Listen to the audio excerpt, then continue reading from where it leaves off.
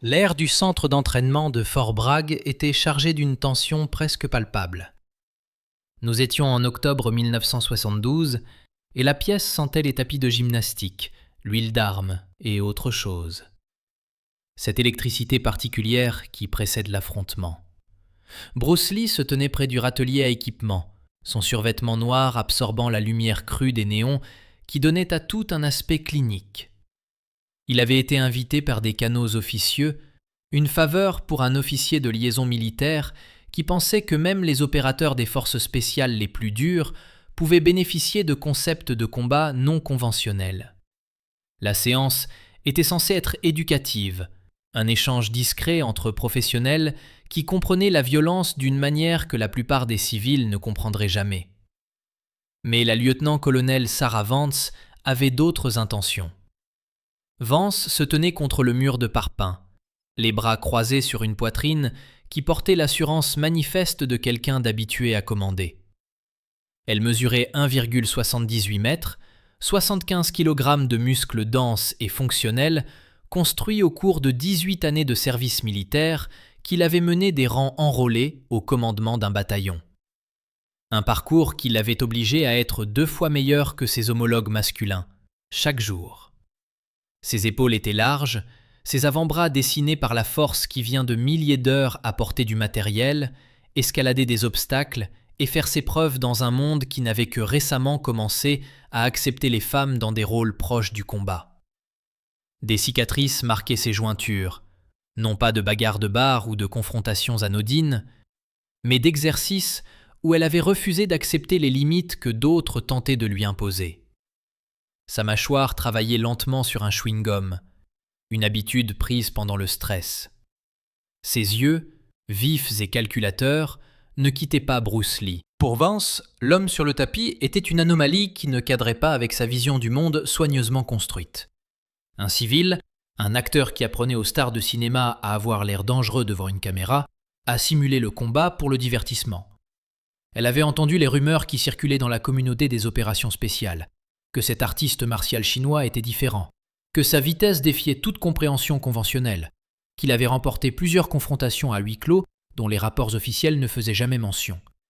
Mais Vance avait passé près de 2 décennies à se battre pour le respect dans une institution qui mesurait la valeur en termes quantifiables. Combien de poids vous pouviez porter, à quelle vitesse vous pouviez terminer un parcours d'obstacles, combien de pompes consécutives vous pouviez faire. Elle avait gagné son grade grâce à des performances documentées, en excellant dans tous les paramètres que l'armée utilisait pour évaluer les capacités, non pas grâce aux mystiques, non pas grâce à des histoires murmurées, mais grâce aux résultats. La démonstration continuait. Bruce expliquait des principes de base à une jeune lieutenant, ajustant sa position, corrigeant sa répartition du poids, expliquant la biomécanique de la génération de force efficace. Sa voix était calme, presque professorale, avec le ton de quelqu'un qui avait enseigné ces concepts tant de fois que les explications venaient automatiquement. Ses mouvements étaient économes. Pas de gestes inutiles, pas de fioritures théâtrales, pas d'embellissements superflus, seulement une pure efficacité mécanique qui témoignait d'années de perfectionnement. Vance regardait depuis son mur, son esprit analytique cataloguant tout, cherchant des faiblesses, identifiant des schémas, et elle attendit. Lors d'une pause, Vance poussa le mur et marcha sur le tapis. La température sembla chuter de plusieurs degrés. Les conversations s'arrêtèrent en pleine phrase. Les 8 personnes présentes, 4 opérateurs des forces spéciales, 3 officiers, un agent de liaison, échangèrent des regards qui communiquaient sans mots. Quelque chose d'important allait se passer. Les 3 officiers semblaient particulièrement intéressés, conscientes que leur commandante s'apprêtait à faire quelque chose qui validerait ou saperait toutes les femmes cherchant à prouver leur valeur dans cette institution dominée par les hommes. Bruce la vit approcher, mais ne réagit pas visiblement. Il resta immobile, une serviette sur l'épaule, sa respiration inchangée, sa posture détendue. Son langage corporel ne révélait rien. Ni anticipation, ni inquiétude, ni même curiosité, seulement une présence absolue dans l'instant. « Alors, vous êtes le célèbre Bruce Lee ?» dit Vance en s'arrêtant à 2 mètres. Sa voix avait la confiance plate d'une femme qui avait commandé des hommes dans des situations où l'hésitation signifiait l'échec, où la faiblesse pouvait coûter des vies. J'ai entendu des histoires toute la matinée sur ce que vous savez faire. » Bruce inclina légèrement la tête, un geste poli sans être déférent. « Les gens racontent beaucoup d'histoires, mon colonel. On dit que vous êtes rapide, que vous avez battu des hommes 2 fois plus grands que vous. » Vance marqua une pause, balayant sa silhouette d'un regard froidement analytique. « On dit que vous pouvez faire des choses qui n'ont pas de sens selon les méthodologies d'entraînement conventionnelles. » « Les gens disent beaucoup de choses qui n'ont pas de sens selon les méthodologies d'entraînement conventionnelles, » répondit Bruce calmement, le ton neutre, professionnel, ne donnant rien. Les lèvres de Vance s'arquèrent en ce qui n'était pas tout à fait un sourire. « Je suis une femme pratique, monsieur Lee.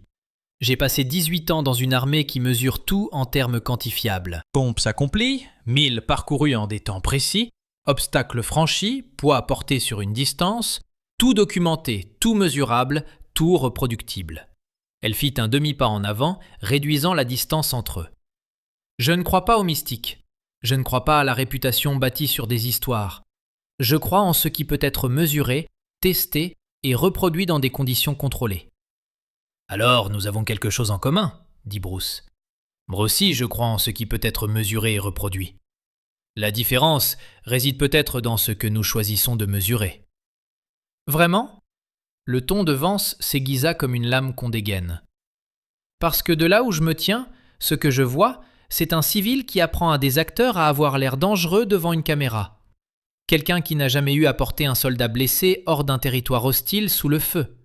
Quelqu'un qui n'a jamais eu à prendre des décisions en une fraction de seconde où la vie d'autres personnes dépend entièrement de votre capacité physique et de votre force mentale. » Elle marqua une pause, laissant le poids de son expérience suspendu entre eux. « Je me demande ce qui se passe quand vous affrontez quelqu'un qui a vraiment gagné sa réputation par des performances documentées en conditions réelles, pas par des histoires, pas par du mystique, pas par des résultats hollywoodiens. » La pièce était devenue complètement silencieuse. Même la ventilation semblait retenir son souffle. Les 3 officières semblaient mal à l'aise. C'était leur commandante, leur modèle, qui mettait sa crédibilité en jeu d'une manière qui rejaillirait sur elles toutes, sur chaque femme cherchant à prouver qu'elle avait sa place dans ce monde. L'expression de Bruce ne changea pas. Ses mains restèrent relâchées le long du corps, son poids parfaitement réparti entre les 2 pieds, sa respiration régulière et contrôlée. Mais quelque chose bougea dans son regard. Un aiguisement subtil de la concentration. Comme une mise au point qui s'ajuste pour examiner quelque chose à une profondeur différente. L'observateur occasionnel aurait pu le manquer. Ceux qui comprenaient le combat le remarquèrent immédiatement. « Vous me provoquez, » dit Bruce. Ce n'était pas une question, c'était un constat factuel. La mâchoire de Vance se crispa, les muscles saillant sous la peau. « Je vous offre une opportunité, une chance de prouver que vous n'êtes pas ce que je pense. De démontrer que votre réputation repose sur quelque chose de plus substantiel que des images de cinéma soigneusement montées et des histoires racontées par des gens qui veulent croire à quelque chose d'extraordinaire. »« Et qu'est-ce que vous pensez que je suis, mon colonel ? Je pense que vous êtes un interprète très talentueux qui a convaincu beaucoup de gens qu'il est plus que cela. » Les mots frappèrent avec une précision chirurgicale, conçue pour blesser. Je pense que les femmes comme moi passent chaque jour à prouver qu'elles ont leur place dans cette institution, à surmonter des préjugés et des limitations qui n'ont rien à voir avec nos capacités réelles. Et je pense que les hommes comme vous reçoivent le respect sur la seule base de leur réputation, sans jamais avoir à faire face au genre de scrutin que nous subissons. La capitaine Rebecca Morrison, l'officier de liaison du renseignement qui avait organisé la visite de Bruce, s'avança les mains levées en un geste apaisant. « Colonel Vance, ce n'est pas approprié. Monsieur Lee est ici en tant qu'invité et ce n'est pas… » « Ça va, capitaine, » coupa Bruce d'une voix calme mais autoritaire. Sa voix n'était ni agressive ni défensive. Elle avait le ton d'un homme acceptant une invitation à dîner, pas un défi au combat. Le colonel a des questions.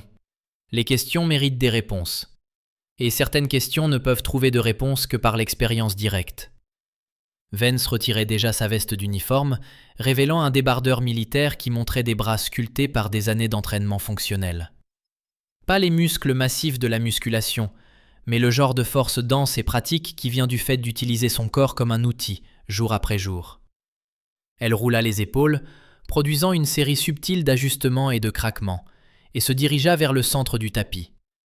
Ses mouvements étaient efficaces, contrôlés, dénués de tout exhibitionnisme théâtral ou d'intimidation, juste une pure disponibilité professionnelle. Bruce tendit sa serviette à l'une des lieutenantes sans la regarder. Il ne s'étira pas. Il ne s'échauffa pas. Il n'adopta pas une garde de combat évidente. Il traversa simplement le tapis pour rejoindre Vance, s'arrêtant à environ 2,50 m. La distance était précise, assez proche pour engager, assez éloignée pour observer. Les 8 témoins formèrent un demi-cercle lâche autour d'eux, leurs expressions allant de la curiosité à l'inquiétude, voire à une certaine appréhension. Vance se plaça en garde, révélant immédiatement son entraînement. Poids équitablement réparti sur les 2 pieds, mains positionnées pour l'attaque et la défense, menton rentré pour protéger la mâchoire, posture droite mais pas rigide, une garde affinée par des milliers d'heures d'entraînement au combat et d'application pratique. Elle avait battu des hommes pesant 25 kilos de plus qu'elle, grâce à une technique supérieure, de meilleures tactiques et une détermination acharnée. Elle commença à tourner lentement vers sa gauche, testant la distance, cherchant des schémas dans le positionnement de Bruce, analysant ses réponses à ses mouvements. Bruce se tenait presque de face, ses pieds placés d'une manière qui semblait décontractée, presque négligente à quiconque ne comprenait pas le combat. Ses mains pendaient basses et relâchées le long de son corps. Sa respiration restait inchangée, régulière, contrôlée, mesurée. Pour Vance, cela ressemblait soit à de l'arrogance profonde, soit à une ignorance totale du fonctionnement réel du combat. Pour ceux qui comprenaient les arts martiaux à un niveau plus profond, cela ressemblait à autre chose. Un ressort comprimé qui avait appris à parfaitement dissimuler sa tension, une arme au repos capable de s'activer en une fraction de battement de cœur. « Si vous me battez, » dit Vance, sa voix portant dans la pièce silencieuse avec une clarté absolue, « je me tiendrai devant chaque soldat de cette base et je m'excuserai publiquement. J'admettrai que j'avais tort à votre sujet. Je leur dirai que vous êtes tout ce que les histoires racontent, et plus encore. » Elle marqua une pause, laissant le poids de cette promesse s'installer. « Mais si je vous bats, tout le monde saura la vérité.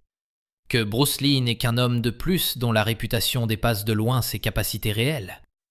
Que la légende est plus grande que la réalité. » Bruce hocha lentement la tête, traitant non seulement ses paroles, mais le poids émotionnel qui les sous-tendait.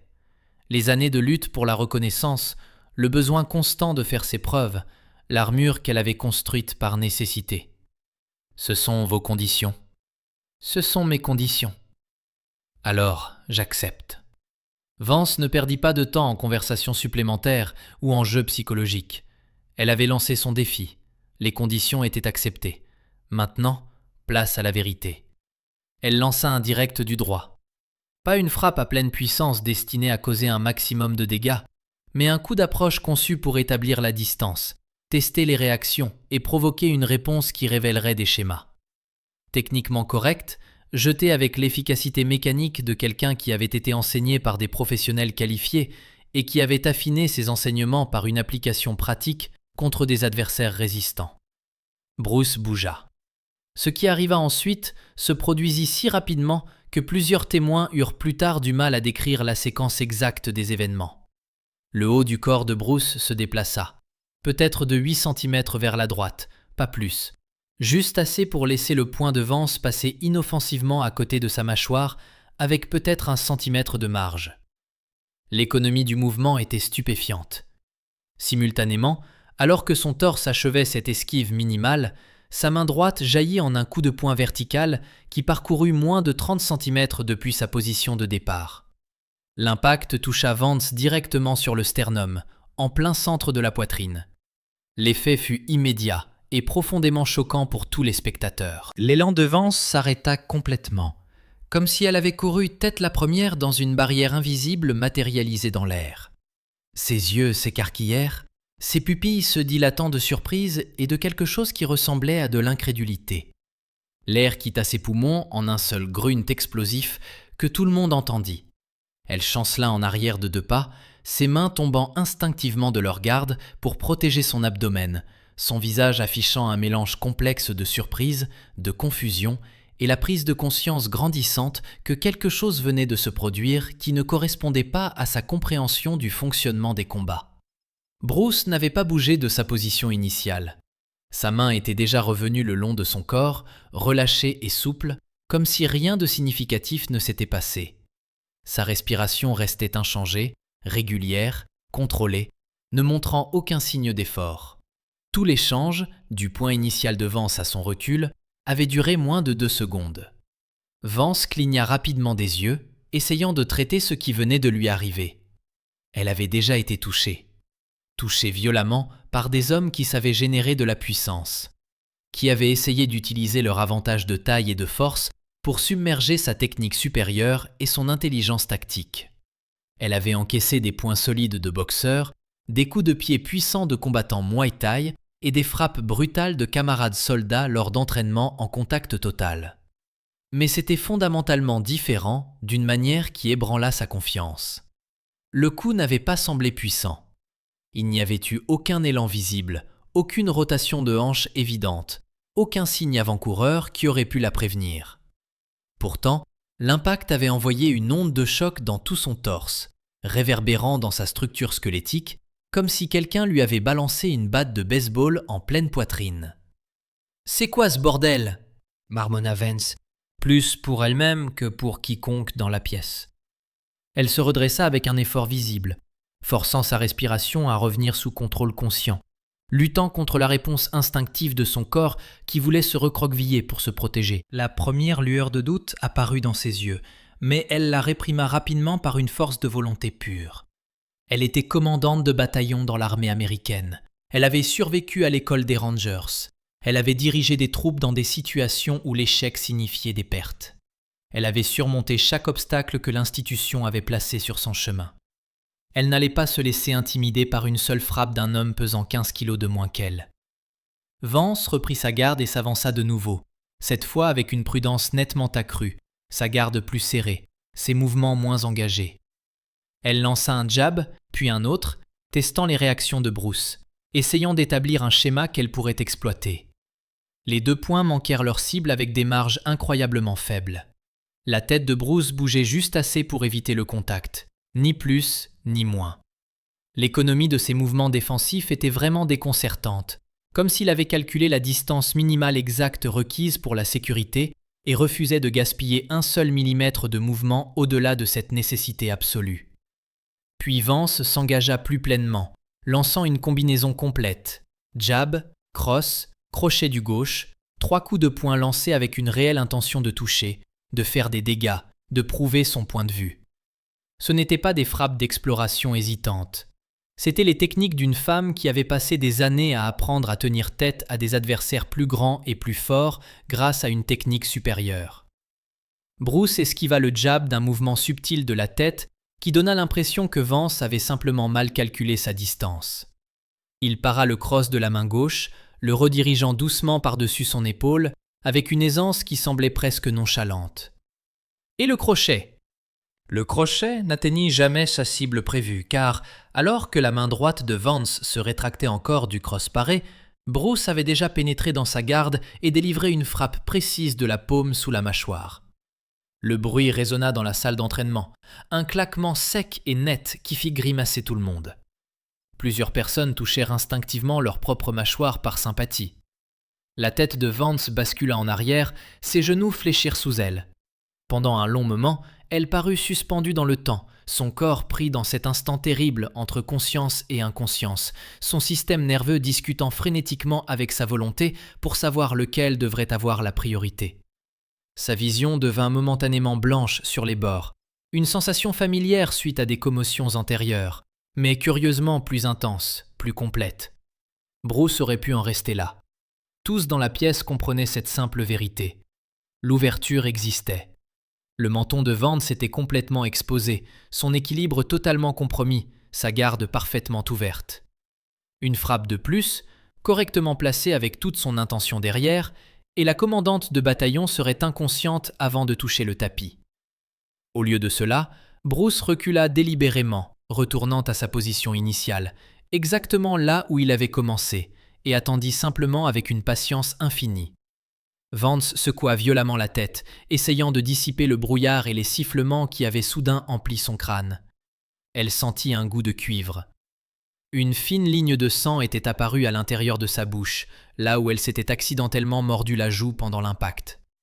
Lorsque sa vision se dégagea enfin et que le monde cessa de tilter à des angles impossibles, elle vit Bruce debout exactement là où il était auparavant, les mains toujours basses et relâchées, l'expression complètement inchangée, la respiration toujours parfaitement contrôlée et régulière. Pas de triomphalisme, pas d'agressivité, même pas d'intérêt particulier. Il attendait simplement, lui donnant l'opportunité de continuer ou de concéder. Quelque chose de fondamental changea dans l'expression de Vance. La détachement professionnel, la discipline contrôlée d'un officier militaire entraîné qui avait appris à supprimer ses émotions au profit de la pensée tactique, commença à se fissurer comme de la glace sous pression. Ce qui émergea sous cette surface soigneusement maintenue était bien plus complexe qu'une simple colère ou frustration. C'était le poids accumulé de 18 années passées à faire ses preuves.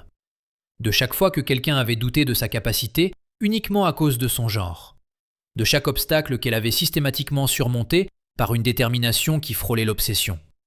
Toute son identité avait été méticuleusement construite sur une base de compétences mesurables et documentées. Cette base était désormais contestée par quelqu'un qui opérait complètement en dehors de son cadre de référence, par quelqu'un dont l'efficacité ne pouvait être correctement expliquée par les mesures qu'elle avait passé sa carrière à maîtriser. Elle cessa de penser à la technique appropriée. Elle cessa de penser à prouver un point tactique. Elle voulait simplement, elle avait besoin, de placer un seul coup propre et solide sur l'homme debout devant elle, avec un calme si exaspérant. Vance s'avança avec une intensité renouvelée, lançant des combinaisons avec une vitesse et un engagement croissants, puisant dans tout ce qu'elle avait appris au cours de près de 2 décennies d'entraînement. Séquence jab-cross, crochet du gauche au corps, uppercut du droit, coup de pied bas emprunté aux instructeurs de Muay Thai. Elle synthétisait la boxe, le kickboxing et les techniques de combat militaire en un assaut soutenu. Chaque technique individuelle était fondamentalement solide. Chaque mouvement mécaniquement efficace contre presque n'importe quel adversaire sur la planète. Ce niveau d'agressivité soutenue, combiné à une technique solide, aurait été accablant contre presque n'importe quel adversaire, l'aurait forcé à reculer, aurait créé des ouvertures pour des frappes décisives. Bruce se déplaçait à travers ses attaques comme l'eau coule sans effort autour des pierres dans un ruisseau. Il ne bloquait pas avec une opposition vigoureuse. Il redirigeait la force entrante avec un contact minimal. Il n'esquivait pas par des mouvements amples et théâtraux. Il n'occupait tout simplement pas l'espace où ses frappes arrivaient. Ses mouvements défensifs étaient si économes qu'ils semblaient presque paresseux, comme s'il dépensait l'effort minimal absolu nécessaire pour assurer sa sécurité. Et dans les brefs intervalles entre ces combinaisons, ses propres contres trouvaient leur cible avec une constance dérangeante. Un coup de doigt qui s'arrêtait précisément à 1 centimètre de son œil. Une frappe de la paume qui tapait son plexus solaire avec juste assez de force pour interrompre son rythme respiratoire. Un balayage qui compromettait sa base sans pour autant l'amener au tapis. Vance réalisa avec une frustration croissante et quelque chose qui ressemblait à de la peur qu'elle ne combattait pas un homme au sens conventionnel du terme. Elle combattait un principe, une équation vivante et respirante qu'il avait déjà calculée et résolue avant même qu'elle n'ait lancé son premier coup de poing. Chaque combinaison qu'elle essayait, il semblait l'anticiper avant que ses muscles n'aient fini de recevoir les signaux de son cerveau. Chaque ajustement tactique qu'elle faisait, il l'avait déjà pris en compte dans son positionnement. C'était comme combattre de la fumée ou une ombre, présente et réelle, mais impossible à cerner ou à contrôler. Des années plus tard, après la mort de Bruce Lee qui choqua le monde, la lieutenant-colonel Sarah Vance se souviendrait de lui non pas comme une star de cinéma ou une icône des arts martiaux, mais comme une voix calme dans un centre d'entraînement, prononçant des mots qui changèrent sa vie. « Vous n'avez rien à prouver !» La leçon la plus importante qu'elle ait jamais apprise. Octobre 1972, Fort Bragg, Caroline du Nord. 8 témoins d'une confrontation qui prouva que la force prend des formes que l'armée ne quantifie pas.